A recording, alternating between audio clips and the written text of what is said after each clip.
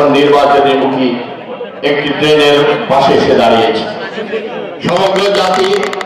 অধীর আগ্রহে অপেক্ষা করছে অবাধ সুষ্ঠু নির্বাচনের জন্য। সেই লক্ষ্যকে সামনে রেখে আমাদের ভারপ্রাপ্ত চেয়ারম্যান আগামী দিনের রাষ্ট্রনায়ক, এদেশের কোটি কোটি মানুষের হৃদয়ের স্পন্দন, দেশের স্বাধীনতা, সার্বভৌমত্ব এবং গণতন্ত্রের মূর্তপ্রতীক শহীদ রাষ্ট্রপতি জিয়া রহমান এবং দেশ নেত্রী বেগম খালেদা জিয়ার রক্তের উত্তরাধিকার তারেক রহমানের নেতৃত্বে নতুন বাংলাদেশ বিনির্মাণের জন্য, শত শহীদের রক্তের ঋণ শোধ করার জন্য, ক্ষুধা দারিদ্র মুক্ত একটি বাংলাদেশ, ন্যায় বৈষম্যহীন একটি শোষণ মুক্ত সমাজ নির্মাণ করার জন্য রাষ্ট্র মেরামতের ৩১ দফা কর্মসূচি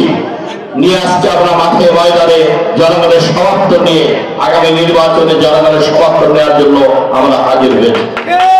এই যে আপনারা দেখুন ৩১ দফা কর্মসূচি,